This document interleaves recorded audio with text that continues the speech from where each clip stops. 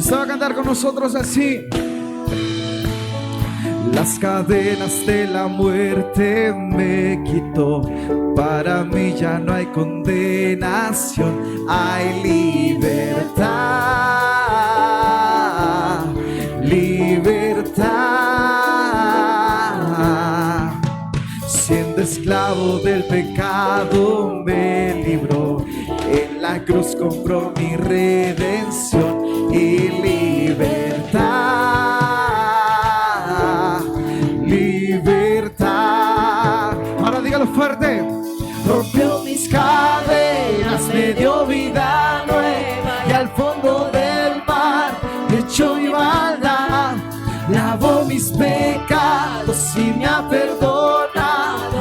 Solo en el nombre de Jesús hay libertad. Oh sí, Señor, gracias. Yo proclamo al que en la cruz por mí murió y cambió mi duro corazón por libertad, libertad. Y el poder de su evangelio me salvó y no me avergüenzo del Señor, mi libertad, libertad. ¡Ar fuerte! Rompió mis cadenas, me dio vida nueva y al fondo del mar echó mi maldad. Lavó mis pecados y me ha perdonado. Solo en el nombre de Jesús hay libertad. Y al que el Hijo hace libre, es libre en verdad. Dilo. Y al que el Hijo hace libre, es libre en verdad. Oh sí. Y al que el Hijo hace libre, es libre en verdad. A ver si usted sea así, dígalo. Y al que el Hijo hace libre, es libre en verdad. Ahora fuerte. Rompió mis cadenas, me dio vida nueva y al fondo del mar echó mi maldad. Lavó mis pecados y me ha perdonado. Solo en el nombre de Jesús rompió mis cadenas, me dio vida nueva y al fondo del mar echó mi maldad. Lavó mis pecados y me ha perdonado. Solo en el nombre de Jesús hay libertad. Oh sí, Señor, hay libertad. Oh, hay libertad. Señor y Dios soberano, tuya la gloria. Así lo cantamos, así lo vivimos, Señor. Así lo sentimos. Tu gloria en nuestra vida. Una gloria que llena, Señor, nuestro corazón cuando queremos adorarte. Una gloria que llega a nuestra vida y la sentimos cuando nos levantamos, porque sabemos quién eres tú en nuestra vida. Una gloria, Señor, que trae paz, que trae tranquilidad a nuestro corazón. Señor, qué majestuosa es tu gloria. La vivimos en el hogar. Cuando nos perdonamos los unos a los otros. Vivimos tu gloria, Señor, cuando tenemos misericordias los unos para con los otros. Señor, tu gloria más allá, Señor, de una alegría. Tu gloria va más allá de una experiencia en el alma. Es una relación con los demás.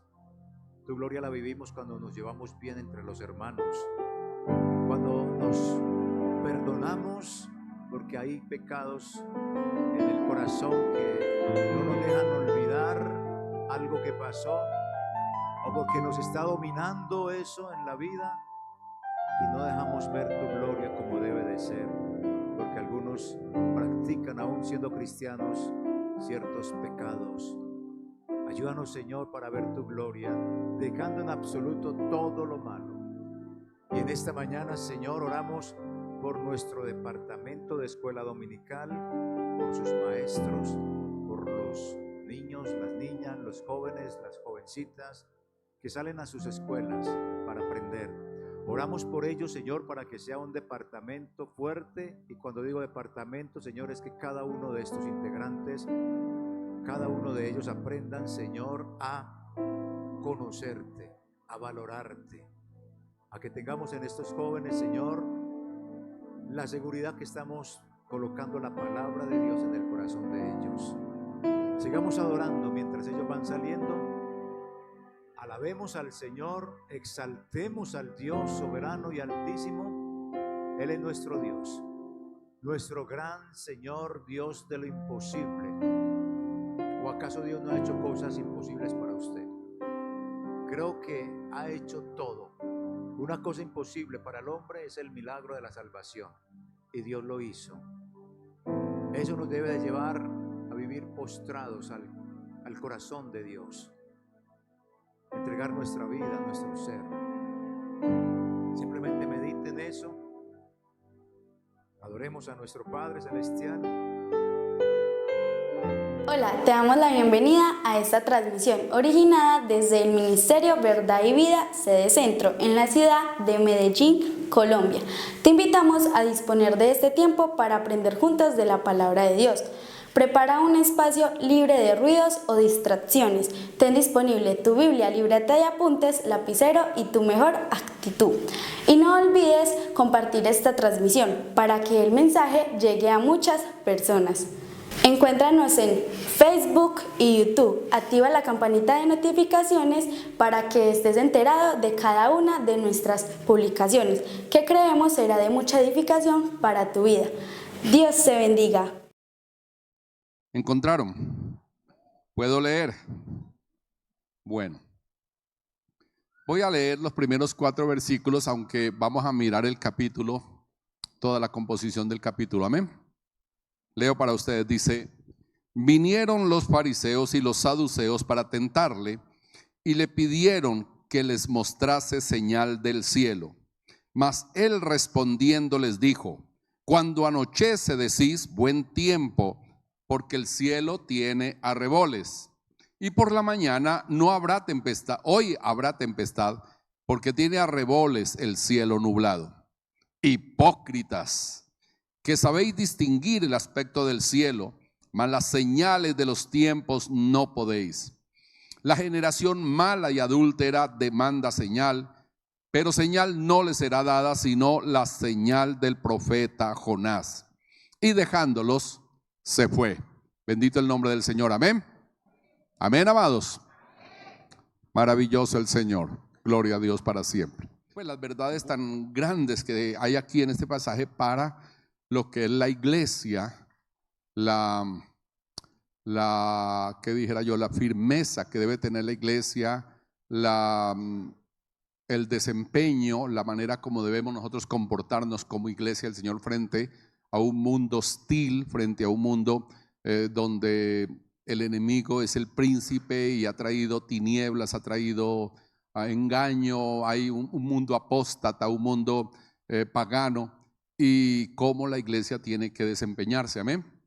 Bueno, este relato que nos da aquí el capítulo 16 ocurre aproximadamente unos 6 meses antes de que Cristo fuera tomado preso y antes de que Cristo entregara su vida en la cruz hasta la muerte y cumpliera así la obra redentora, el propósito, el plan por el cual Dios lo envió a la tierra.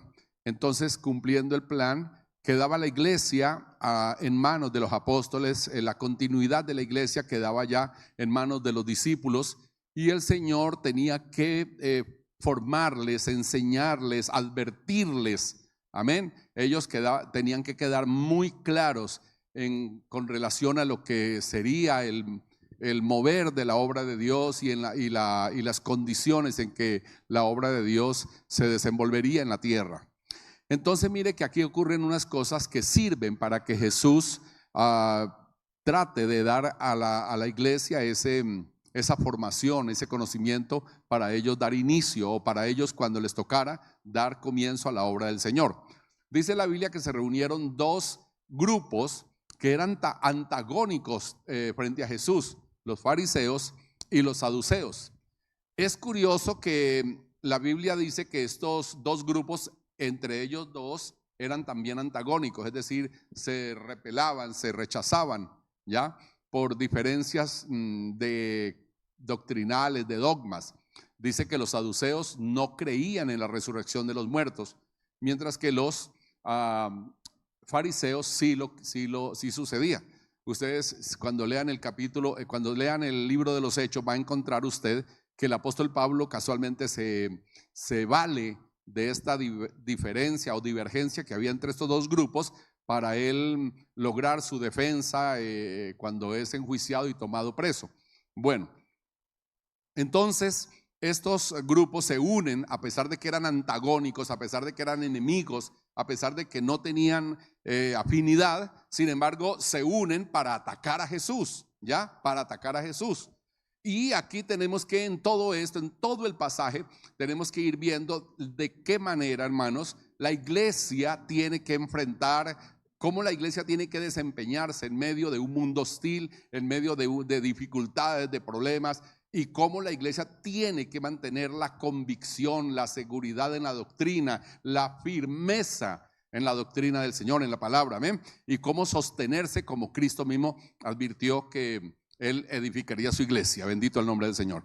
Entonces igual hasta el día de hoy, así como Cristo encontró esta hostilidad, este rechazo, y cómo el mundo, a pesar de que en el mundo hay confusión, hay revuelta y todo, pero cuando se trata de atacar la obra de Dios, cuando las tinieblas quieren opacar la luz, pues se van a unir y van a impedir y van a tratar de salirnos al paso para detenernos y no permitir que la obra de Dios crezca, que el evangelio se propague y todas esas cosas.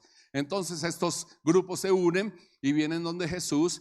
Ahora, estos grupos habían seguido a Jesús en todas sus jornadas, con las multitudes, habían visto a Jesús haciendo cualquier cantidad de milagros, habían visto muchos ciegos recibir la vista por el poder de Jesucristo, habían visto paralíticos levantarse, habían visto leprosos ser limpiados, habían visto muchos endemoniados ser liberados por el poder de Jesucristo, habían visto cualquier cantidad de milagros y de señales aquí en la tierra, pero ahora se unen y le dicen a Jesús: muéstranos señal del cielo y creeremos. ¿Ya? Ellos tenían base bíblica para poder presentarle a Jesús esta exigencia, ¿ya? En la antigüedad muchas personas lograron que el cielo actuara, o que de parte de Dios arriba hubiera una manifestación. Por ejemplo, cuando Josué estaba batallando en la pelea con los reyes estos del desierto, contra Amalek creo que era, y él dijo: sol detente en Gabaón y todo, y el tiempo se detuvo y el día se prolongó para poder que tuvieran el tiempo para ganar la batalla, para poder ellos sobreponerse sobre el enemigo. Entonces hubo una señal allá arriba, ya el tiempo se detuvo, no sé científicamente cuál es la explicación, pero el tiempo se detuvo, se prolongó y ocurrió un día más largo que de costumbre. El profeta Elías en el monte Carmelo dijo: Señor, envía fuego del cielo, y del cielo descendió fuego y consumió el holocausto ahí frente a todos los profetas de Baal. Bendito y alabado sea el Señor, amén. Y así sucesivamente podría yo buscar uno o dos ejemplos más de cómo hubo manifestaciones en el cielo o que venían del cielo directamente. Jesús estaba enseñado a decirle aquí al paralítico, levántate, o ponerle la mano al ciego y decir, recibe la vista, todo. Pero él dijo, no, ahora queremos probarte cómo es tu autoridad y cómo tienes potestad allá arriba también. ¿Entienden? Ellos pensaban que Jesús iba a traer tinieblas en el día o que iba a mover los astros. Yo no sé qué estaban pretendiendo ellos y le exigen esto de manera intrigante y de manera desafiante, de manera atrevida. Le atacan a Jesús diciéndole que haga una señal del cielo, ¿ya? Y Jesús los reprende y les dice esta generación hipócrita demanda señal, pero no les daré señal sino la de Jonás. En 6 meses él iba a morir. En 6 meses él iba a resucitar, estaría en el corazón de la tierra por 3 días, como Jonás estuvo en el vientre del pez por 3 días e iba a resucitar. Pero ellos, ¿qué iban a entender esta figura, esta profecía que Jesús les estaba dando en el momento, esta señal? No lo podían entender. Y Jesús dice en la Biblia, dejándolos, se fue. Bueno, ¿qué quiero yo con este relato así tan somero? Sencillamente mostrarles o invitarles a que miremos el ambiente hostil, el ambiente contradictorio, agresivo en que nos tenemos que mover como iglesia del Señor. En esta condición nosotros tenemos que, hermanos, vestir la armadura de Dios. Tenemos que diferenciarnos y tenemos también que identificarnos. Amén. Diferenciarnos del mundo. No pertenecemos al mundo, no hacemos las cosas del mundo, no actuamos conforme los parámetros del mundo, ¿de acuerdo?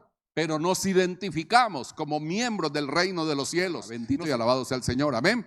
Entonces nos identificamos. Ok, entonces es el ambiente en que nos tenemos que mover. Es muy fácil para cualquier persona vivir la vida cristiana congraciándose con el mundo, ya viviendo las cosas del mundo, viviendo una dualidad de vida, haciendo las cosas del mundo, pero a la vez queriendo estar en la iglesia, cantando, brincando, saltando y hasta diezmando, pero sin una vida comprometida con Dios, ¿entendido? Sin una vida comprometida con Dios y con su palabra. Es muy fácil, es muy fácil.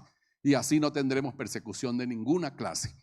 Así no tendremos, hermanos, la oposición de nada ni de nadie, porque Satanás sabe que estamos de su lado, ¿entendido? Pero cuando usted se disponga a vivir para Dios, va a encontrar esto. Las fuerzas demoníacas, las fuerzas de las tinieblas se van a unir para venir en contra nuestra. ¿De acuerdo, amados? ¿De acuerdo? Bueno, entonces frente a esta realidad, Jesús nos habla de 2 cosas, inclusive de 3 cosas. La primera, la doctrina. La doctrina es la que nos va a dar la firmeza, la doctrina es la que nos va a dar la convicción, la doctrina es la que nos va a dar la autoridad, la doctrina es la que nos va a iluminar, nos va a señalar el camino. Dicen amén. La doctrina, la palabra de Dios. Les he venido diciendo por cantidad de veces que personas que no leen la palabra, yo no sé para dónde van, yo no sé qué aspiraciones tienen en la vida cristiana, yo no sé qué será el final de ellos. Pero hermanos, esta es, como dijo David, la lámpara a nuestros pies que ilumina nuestro camino. Es la vara rectora y conductora de nuestra vida. Bendito el nombre del Señor. Amén. Entonces es la palabra y toda su doctrina la que tiene que darnos a nosotros esa firmeza, esa seguridad. Amén. Para poder enfrentar al enemigo. Entonces Jesús, lo primero que les dice a sus discípulos, cuando termina el episodio con estos fariseos y saduceos que lo atacaron, entonces se voltea donde sus discípulos, sale con ellos y les dice, ¿saben qué? ¿Saben qué? Guardaos de la levadura de los escribas y fariseos. ¿Sí ven que ahí sigue? Ahí dice, llegando los discípulos, el versículo 5, al otro lado se habían olvidado de traer pan, mas Jesús les dijo, mirad, guardaos de la levadura de los fariseos y de los saduceos. Y dice la Biblia que ellos estaban también sin conocimiento, sin entendimiento, mejor sin entendimiento, y no lograron entender qué les quería decir Jesús, a qué se refería Jesús. Y ellos dijeron, carambas, se nos olvidó traer pan, y mire la manera del Señor recordarnos, o mire la manera del Señor recriminarnos porque no trajimos pan, ¿ya?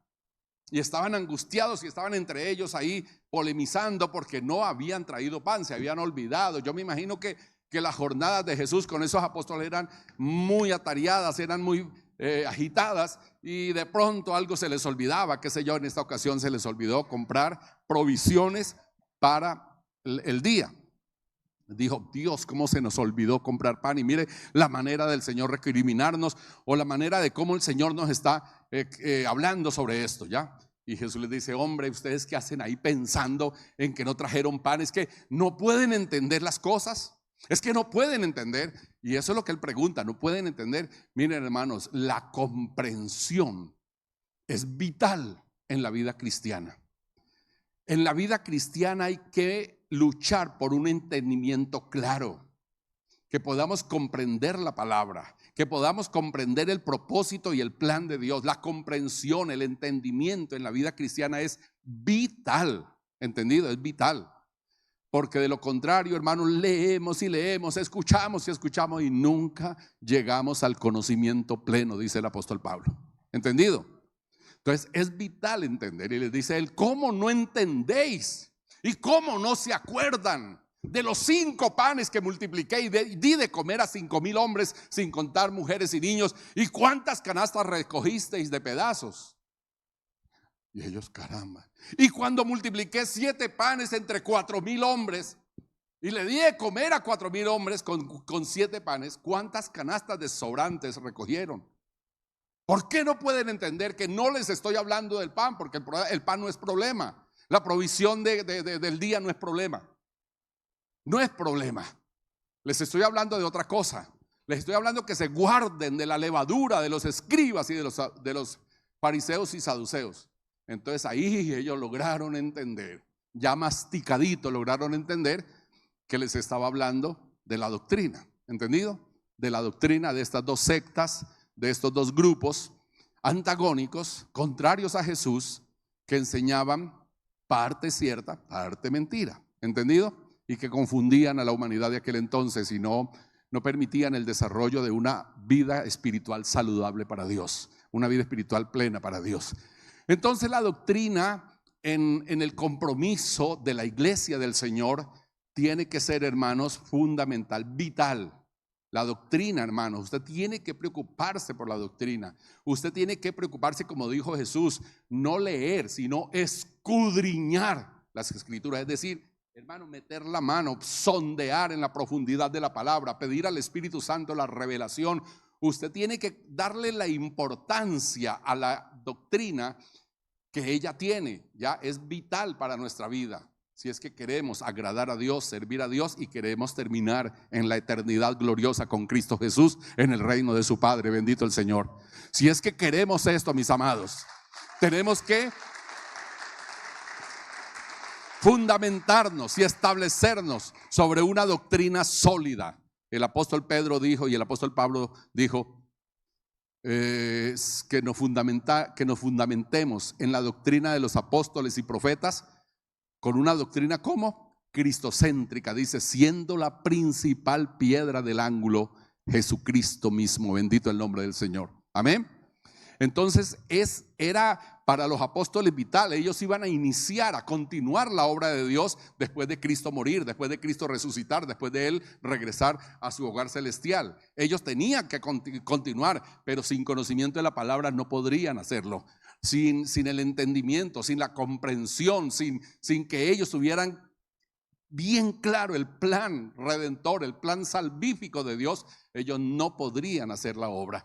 Entonces le dice, bueno, guárdense de estas doctrinas que andan por todo lado. No tenemos que andar copiando. Ay, hermanos, si uno sí que ve a la iglesia en esa alocada ansiedad y alocada confusión de estar copiando, que este dijo por acá, que en esta iglesia dijeron, que en la radio dijeron, que en una revista dijeron. No, hermanos, ¿y por qué no decimos en la palabra de Dios dice?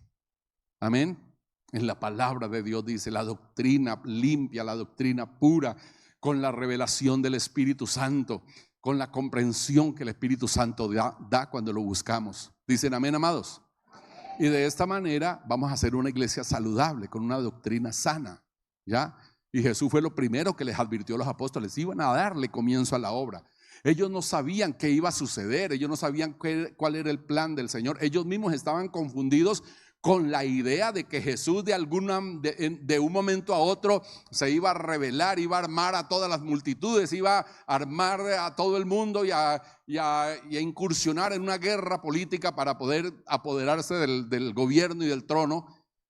Ellos estaban confundidos. Si usted ve cuando Jesús resucita y los reúne en el Monte de los Olivos en la última aparición, Él ya iba a ascender al cielo, Él ya iba a regresar al trono del Padre, cuando alguien le dice, Señor, y Él dice, ajá, y le pregunta, ¿restaurarás el reino de Israel en este tiempo? Todavía con eso metido en la cabeza, no entendían que el reino ya estaba, que la transformación ya estaba, que el cambio ya estaba, pero que era espiritual. Que era Cristo reinando en los corazones, no reinando en un edificio político, en un edificio de gobierno, sino en los corazones, en el corazón, en la vida de cada persona. Bendito y alabado sea el Señor. Amén. No lo podían entender y era necesario que ellos comprendieran. Y esto les llegaría, esto lo podrían entender cuando viniera la manifestación del Espíritu Santo. Pero ellos tenían que saber que lo fundamental era la palabra, la doctrina. Amén. Amén, amados. ¿Me quieren contestar?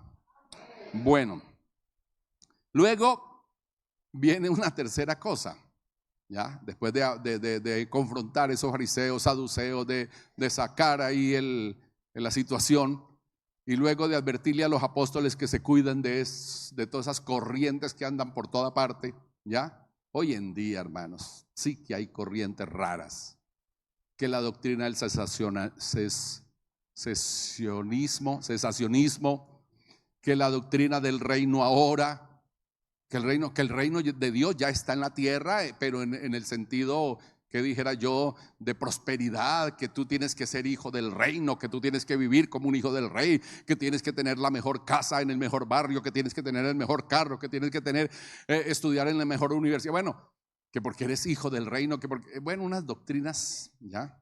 La doctrina de la prosperidad, no, una cantidad de cosas. Bien, pero el Señor nos dice, mantengámonos firmes en la doctrina verdadera, que es la que enseñaron los profetas y apóstoles, donde Jesucristo es el fundamento principal. Bendito y alabado sea el Señor. Aleluya, aleluya, aleluya. Gloria al Señor. Ahora venía algo demasiado importante y vital. Jesús necesitaba esculcar el corazón. Jesús necesitaba saber qué había en el corazón de cada persona con respecto a Él. Amén. ¿Qué había en el corazón de cada persona con respecto a Él? Y llegan a Cesarea de Filipo y Jesús coge a sus discípulos aparte y les dice, díganme una cosa. ¿Qué? Ustedes que andan por ahí, ustedes que caminan en el mercado, en las calles y todo, díganme, ¿qué dice la gente acerca de mí? ¿Qué dice la gente de lo que yo soy? ¿Quién dice la gente que yo soy? Y claro, la respuesta no satisfizo en nada a Jesús. Le dijeron pues mira, unos dicen que tú eres Elías, otros dicen que tú eres Jeremías, otros dicen que eres Juan el Bautista y otros dicen que no, que tú eres un profeta. Y ya Jesús lo había confirmado, porque en algunos milagros que Jesús había hecho, la gente decía, un gran profeta se ha levantado entre nosotros, decía la gente, ¿verdad? Y la gente lo tenía así, como un profeta cualquiera de los tantos que Dios había enviado, ¿de acuerdo? Pero nada que ver con lo que realmente Jesús era, con su naturaleza, con su labor, con su identidad como hijo de Dios, bendito y alabado su nombre, amén. Nada que ver, nadie lo entendía, nadie estaba concreto en esto. Entonces Jesús, yo me imagino, hermano, que Jesús se rasca la cabeza y dice, no, más perdidos que, ¿cómo es que dicen por ahí? ¿Que el perro de quién? El perro el Inver. Más perdidos, no, nada que ver con lo que Jesús era. Pero Jesús trata de mirar al menos en aquellos sobre los cuales él iba a depositar su obra, los que iban a continuar su obra. Él dice, bueno, ¿y ustedes qué? ¿Ustedes quién decís que yo soy? Y óiganme, un silencio. ¿Quién decís vosotros que yo soy? Un silencio. De esos silencios que duran segundos, pero que son una eternidad, que son largos, aunque duran segundos. ¿Entendido? Sí. De repente Pedro da el paso al frente y dice, Señor, yo he creído que tú eres el Cristo, el Hijo del Dios viviente. Bendito y alabado sea el Señor. Aleluya.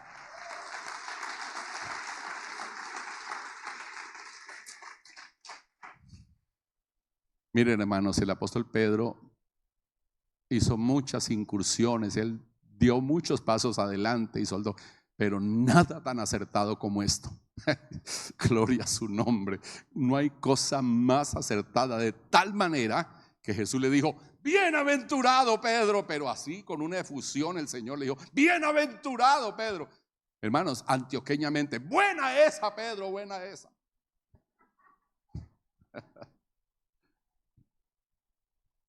Y deja el Señor algo clarísimo, algo bien claro, dice el Señor. Mira, esto no lo aprendiste en la escuela.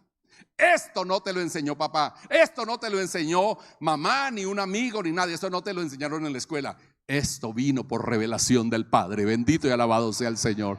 ¿Cuántos alaban a Dios? Para mí es maravilloso, hermanos.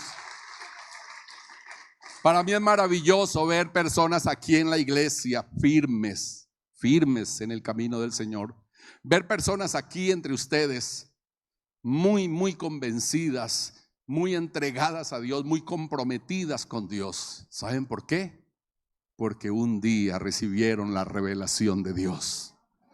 Porque un día el Espíritu Santo les dijo, este es el camino. Porque un día el Espíritu Santo los trajo a la presencia del Padre y fueron adoptados hijos suyos. A mí nunca se me olvida un mensaje que yo prediqué aquí de Efesios capítulo 1, donde el Señor da en una secuencia, en una sucesión, nos dice el proceso de nuestra redención. Dice primero que fuimos elegidos. Y en este momento, entre 8,000 millones de personas que están pisando este planeta, entre 8,000 millones de personas habitantes de esta tierra, uno es elegido por Dios. Bendito y alabado sea Dios. Maravilloso, ¿verdad, amados? Fuisteis elegidos.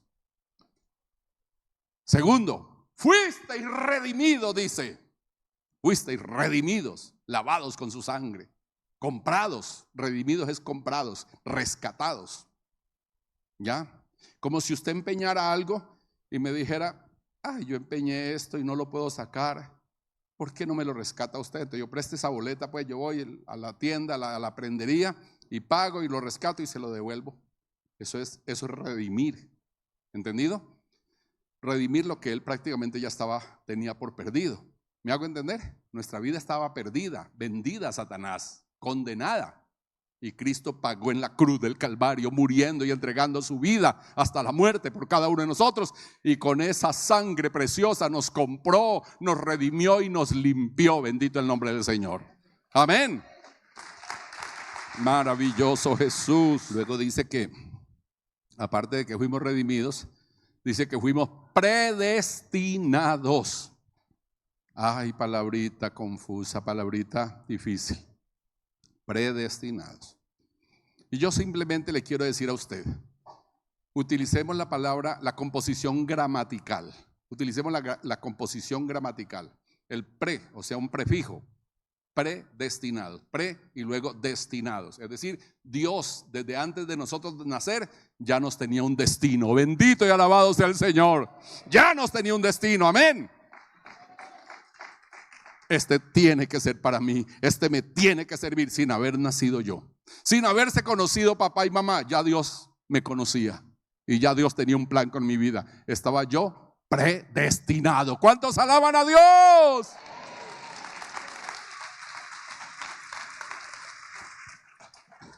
Y concluye el apóstol Pablo diciendo que fuimos adoptados hijos suyos, hijos de Dios. Entonces primero, elegidos. Segundo, redimidos. Tercero, predestinados. Y cuarto, adoptados. Aquí hay una cantidad de hijos. No me diga amén todavía. ¿Hijos de quién? No me diga amén todavía. ¿Hijos de quién? Alcides, ¿de quién eres hijo? ¿Seguro, Alcides? Bueno, Jesús le tuvo que decir a los judíos que se creían tan cosita buena. ¿Qué les dijo? Vosotros sois hijos del diablo. Ya les voy a decir de quién son hijos. Sois hijos del diablo, porque los deseos de vuestro padre el diablo, eso queréis hacer. Él es homicida, eso quieren hacer ustedes conmigo, me quieren matar. Él es mentiroso, ustedes no hacen sino decir mentiras. Bueno, les dijo el Señor. Tremendo, ¿no? Entonces todos somos hijos, pero ¿hijos de quién? ¿Hijos de quién? Dios permita. Dios quiera. Ojalá. Amén. Gloria al Señor. Bueno, entonces, amados, sí, aquí el Señor busca quiénes somos. Entonces dice, esto me lo reveló, esto no te lo reveló carne ni sangre, le dice el apóstol. Ya, esto ya es un sello, esto es una confirmación de que estás en el plan de Dios. Gloria al nombre del Señor. Amén. Usted no puede ser un asistente, usted no puede ser un simpatizante, usted no puede ser, hermanos, un consumidor de la obra de Dios. Usted tiene que ser una persona con revelación. Usted tiene que estar aquí con la más absoluta convicción de que Dios le ha traído, de que Dios le redimió, de que Dios le salvó, de que Dios le purificó, de que Dios le santificó y lo adoptó hijo suyo y lo ha traído aquí para que le sirva, para que sea un instrumento de poder en las manos de Dios. Amén. Eso tenemos que ser. Eso tenemos que ser. Ok, entonces le dijo Dios a Pedro, Jesús le dijo a Pedro, bienaventurado, es decir, mejor dicho, usted dio donde era. Usted ya la sacó del estadio. Amén. Bienaventurado eres, Pedro, porque esto no lo recibiste de nadie, te lo reveló mi Padre que está en los cielos. Bendito el nombre del Señor. Y luego le dice, ve Pedro, mirando bien, vení. Yo te entrego las llaves del reino. Y comienza Jesús ya a hablar de lo que iba a venir en el futuro. ¿Ya? Pero leámoslo para más claridad. Dice, bueno, respondiendo Simón Pedro dijo, tú eres el Cristo, el Hijo del Dios viviente. Versículo 16. El 17 dice, entonces le respondió Jesús, bienaventurado eres Simón, hijo de Jonás, porque no te lo reveló carne ni sangre, sino mi Padre que está en los cielos. Y yo también te digo que tú eres Pedro, y sobre esta roca edificaré mi iglesia, y las puertas del Hades no prevalecerán contra ella. Aquí hay unas palabras para considerar muy fuertes. Son muy profundas, ¿ya? Y lo que podamos nosotros extraer y meditar, ya podemos hacerlo. Le dice Jesús a Pedro, yo también te digo que tú eres Pedro, ¿ya? Pedro, él se llamaba Simón y Jesús le pone Pedro o Petra, que quiere decir piedra, ¿ya? Y luego dice Jesús, y sobre esta roca edificaré mi iglesia. Pónganle cuidado a dos palabras ahí, edificaré y la palabra iglesia. La palabra iglesia se usa por primera vez ahí, por primera vez se menciona. Jesucristo por primera vez menciona la iglesia ahí. Y la palabra edificaré. Ahora, él usa un posesivo que hay que prestarle también atención, mucha atención. Hay que prestarle mucha atención a ese posesivo. Él dice, edificaré mi iglesia. Mira, hay personas que le preguntan, ¿usted a dónde asiste? A la iglesia de Carlos Álvarez Victoria. No se rían, es verdad que así dicen. ¿Y usted a dónde asiste? A la iglesia de fulano de tal. ¿De quién es la iglesia? ¿De quién es la iglesia? Del Señor Jesucristo que la compró, que pagó por ella. ¿Y qué dijo el apóstol de nosotros en la iglesia? No somos sino colaboradores de Dios. Amén. Colaboradores de Dios para dirigir su iglesia, para instruir su iglesia. Amén, amados. Entonces no tomemos atribuciones que no nos corresponden. Ahora, hermanos, de eso está llena la obra de Dios, de pastores que han hecho de la iglesia del Señor su propio reino, su propio negocio, comercializan la fe. De eso estamos, ¿entendido? Y por eso usted se tiene que cuidar de la levadura, de esa mala levadura. ¿Por qué la figura de la levadura? ¿Qué función tiene la levadura en la harina? La harina pura es la palabra de Dios. Pero ¿qué hace la levadura si le echamos a la palabra? La infla, le da apariencia, mala apariencia, ¿cierto? Una apariencia engañosa. Y la palabra de Dios tiene que ser pura, tiene que ser limpia. No puede tener nada, porque Él dijo, un poquito de levadura echa a perder toda la masa. Amén.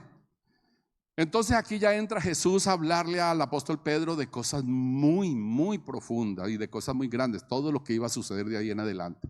Edificaré mi iglesia. Pero primero le dijo, tú eres Pedro, y sobre esta roca edificaré mi iglesia. ¿Ya? Esa declaración de Jesús de que tú eres Pedro, y sobre que quiere decir piedra, o Petra, piedra, y sobre esta roca edificaré mi iglesia, esto se ha prestado para mucha confusión. Y de ahí es donde la Iglesia Católica tomó el cuento de que Pedro fue el primer papa, ¿ya? Donde el Señor le da la autoridad y luego establece como una roca, como una piedra sobre el cual es edificada la iglesia. ¿Entendido? Sobre el cual es edificada la iglesia. Entonces de ahí el porqué, cuando él luego le dice, y a ti te daré las llaves del reino. Entonces por eso cuando sacan a calentar el monacho de Pedro, ¿cómo lo sacan? Con las llavecitas aquí, ¿cierto?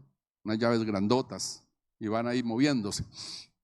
Entonces de ahí salen los chistes de que cuando entremos al cielo el que nos abre la puerta es Pedro, porque él tiene las llaves.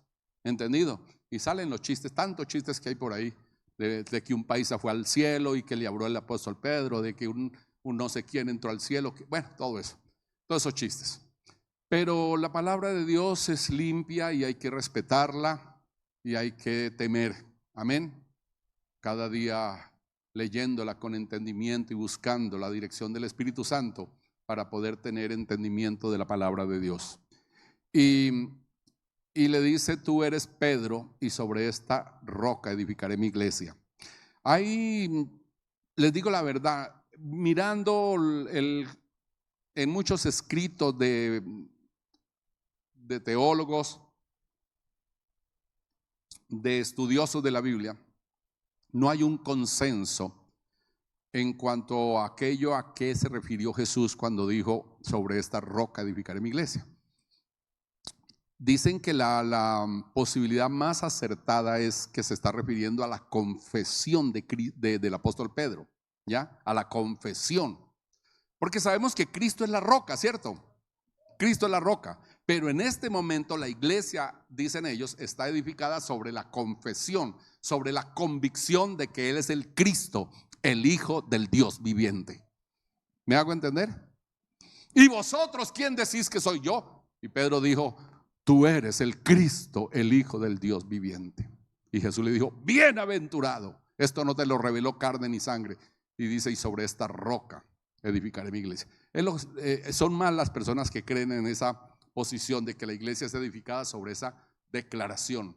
Una iglesia cristocéntrica, una iglesia que Cristo es el fundamento o la piedra angular. ¿Entendido? Bueno. Entonces todo esto lo tenemos que tener en cuenta, porque hay hermanitos que en vez de tener a Cristo como la piedra angular de ellos es el pastor. Y si el pastor se les va, ha habido pastores que han hecho cosas con el pueblo y han logrado convencer al pueblo que hasta los han llevado a suicidios colectivos y lo que diga el pastor y lo que haga el pastor y para donde vaya el pastor. Aterrador, aterrador. Yo acabo de vivir una experiencia con una iglesia donde su pastor cometió una cantidad de errores gravísimos, gravísimos, gravísimos. Cosas que le impedían jurídicamente, primeramente bíblicamente, moralmente y jurídicamente le impedían ser pastor, dirigir una congregación. Y él se resistía a dejar la iglesia, a pesar de eso. Cuando le dijimos, no, usted no puede continuar, se fue y dijo, los que quieran irse conmigo. Dijo como el Chavo, síganme los buenos. Y han de creer, hermanos, que un grupo se fue con él. No, es que cualquiera comete errores, me decían. Pero hermana, esos errores y tan repetidamente, no. Además la condición en que está en este momentito no lo habilita, pero que no. Triste, lamentable, hermano. Entonces, él dice, mi iglesia, no la iglesia de fulano ni de sutano y que yo la coja para... Yo les he dicho a ustedes aquí toda la vida, se los he dicho, esta iglesia no va a girar en torno a un personaje. Aquí no van a decir, ay, que el pastor Javier, que el pastor fulano, que Carlos Álvarez Victoria. No, aquí vamos a decir Jesucristo. Jesucristo es el Señor. Jesucristo es el Rey. Bendito y alabado sea Dios. Carlos Álvarez, Javier, no somos más que colaboradores, gente, personas que por la gracia y la misericordia de Dios fuimos elegidos para conducir la iglesia y a responsabilidad que tenemos. Yo le digo a Dios, Dios mío, temo delante de ti por tu iglesia. Dios, tu iglesia tiene que ser enseñada. Tu iglesia tiene que ser dirigida. Dame la palabra, que sea palabra tuya, que no sea yo, Señor. Y ruego y lloro en la presencia de Dios con temor, porque sé que Dios me ha prestado todas estas almas para conducirlas al reino de los cielos. No puedo tolerar el pecado. Tengo que ser ejemplo. Tengo una esposa aquí. Completamos 47 años de casados. Vive más amañada conmigo. Amañada conmigo. Y trato de ser ejemplo, amados. Amén. Trato de ser ejemplo para la gloria de Dios. Y ruego al Señor que me ayude a tener la palabra clave para todos. Amén. Que el pastor es muy sencillo, que el pastor sus 3 punticos, pero yo le ruego a Dios y eso es lo que Él me da. Amén. Y eso es lo que Él me da, bendito el nombre del Señor. Bueno, entonces ahí le dice al apóstol, edificaré mi iglesia y las puertas del Hades no prevalecerán contra ella. Le dice, cuando dice las puertas del Hades no prevalecerán contra ella, es que va a haber mucho remesón. Las tinieblas van a venir contra nosotros. El reino de los cielos sufre violencia. ¿Entendido? Ustedes saben que mi hijo mayor es piloto comercial, es piloto de César, es piloto de aviones. Y esa es la pasión de él. Él le encanta y él estudia mucho sobre aviación. Tiene un canal en YouTube que habla de aviación, todo eso. Y él, bueno. Y yo soy miedosísimo para los aviones. Yo me subo a un avión y comienza a temblar y yo mismo me agarro, ¿ya? Y yo comienzo a decir, mire, yo le digo a Dios, Dios mío, coloca la manito debajo del avión y sosténlo. Otras veces le digo, Señor, envía ángeles que agarren unos de una ala, otros de otra ala y que lo sostengan. Y yo le pido así a Dios que me ayude cuando voy en un viaje, ya, porque le tengo el pánico a eso. Y mi hijo me regaña. Dice, papá, tranquilo, los aviones están diseñados para sufrir todo esto, ¿ya? Y ha habido casos en que han habido noticias de unas turbulencias terribles que han tirado a la gente al piso y sin embargo el avión ha seguido. Me dice, papá, es que el avión está diseñado para eso. El avión no se va a caer por una turbulencia. El avión no se va a caer por un viento fuerte, me dice él, y yo no soy capaz. En el momento en que estaba moviéndose el avión, a mí se me olvida lo que él me enseñó y yo estoy agarrado ahí, agarrado. ¿ya? Y mi esposa me tiene el cuello acá también. ¿Entendido? Pero vienen las corrientes de aire, vienen las nubes espesas y el avión se mueve y todo. Jesús dijo lo mismo acá. Edificaré mi iglesia y las puertas del infierno no prevalecerán contra ella. Bendito el nombre del Señor. Van a venir ríos, van a venir vientos, van a venir situaciones, va a suceder miles de cosas, pero la iglesia permanecerá porque yo la estoy edificando. Gloria al nombre del Señor. Soy yo quien la edifico. Amén. Oh, gloria a su nombre.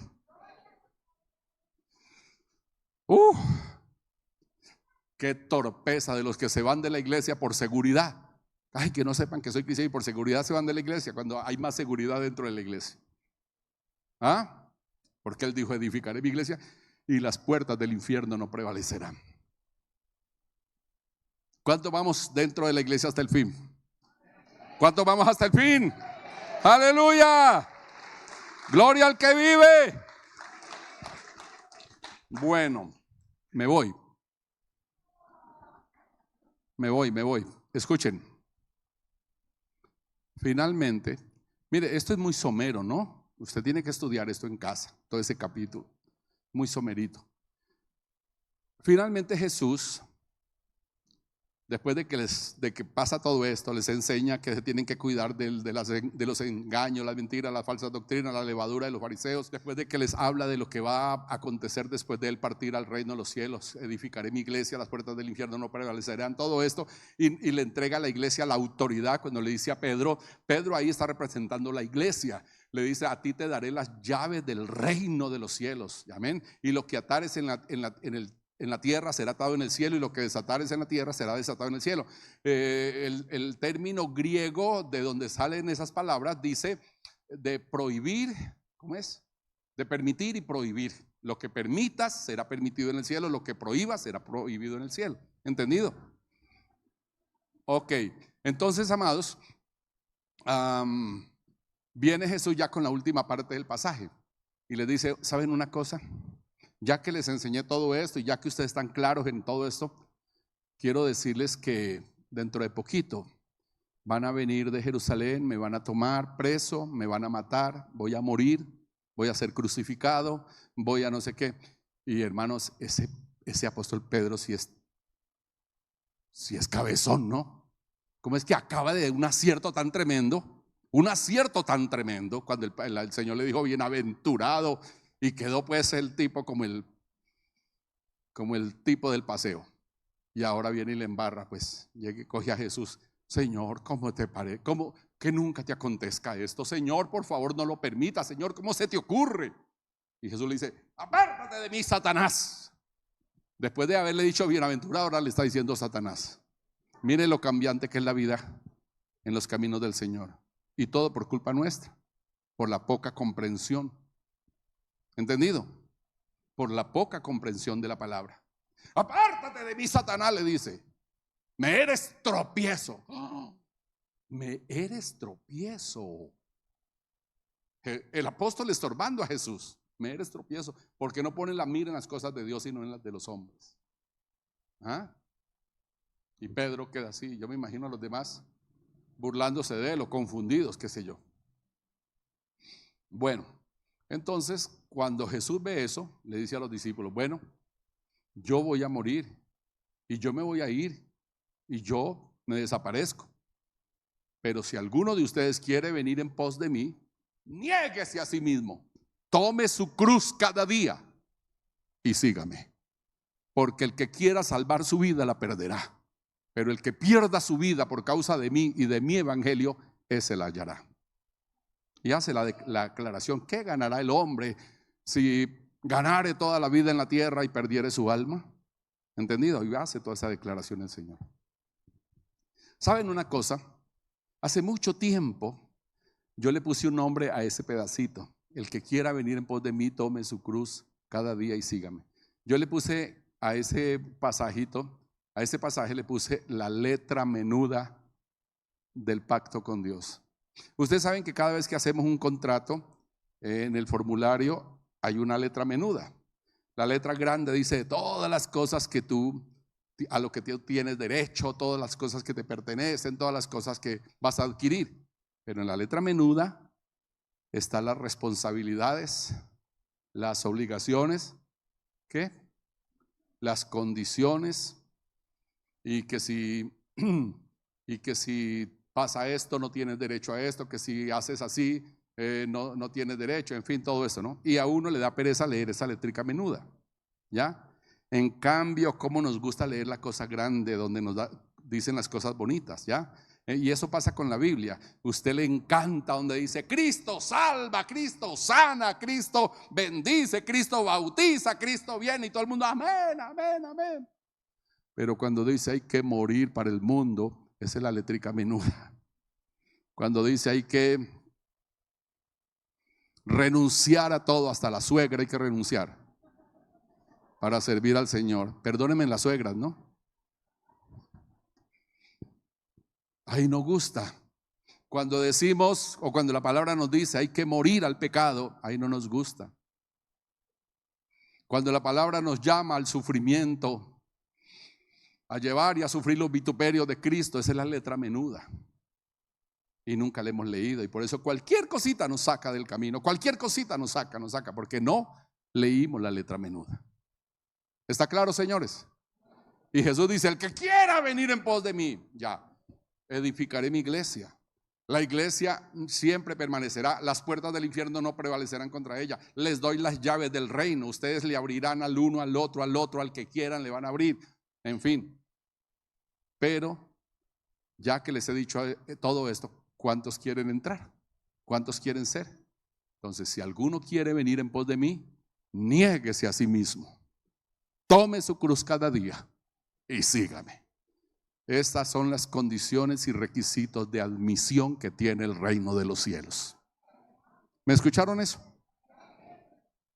Esas son las condiciones y requisitos de admisión que tiene el reino de los cielos. ¿Quiere pertenecer al reino? ¿Quiere pertenecer a esa iglesia? Niégate a ti mismo, toma tu cruz y sígueme. ¿En dónde quedaron los amenes? ¿En dónde quedaron los aplausos?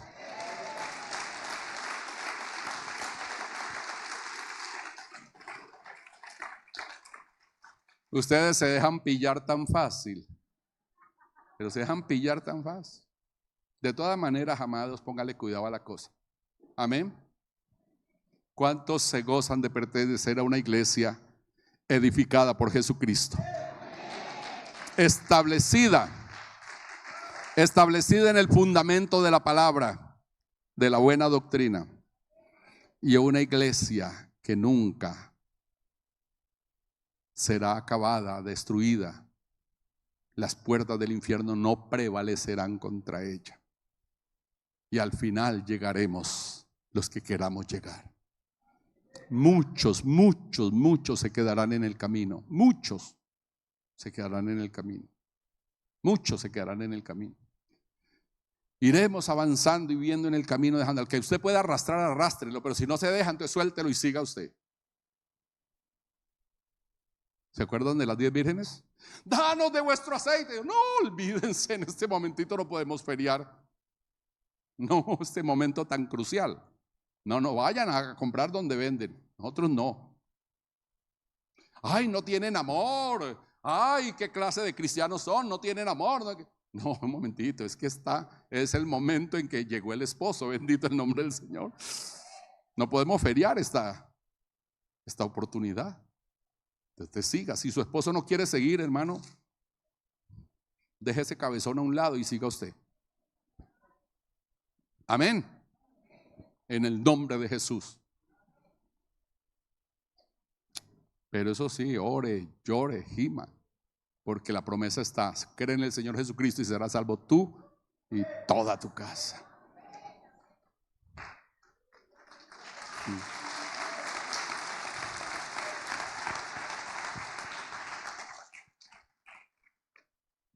¿Se ponen en pie?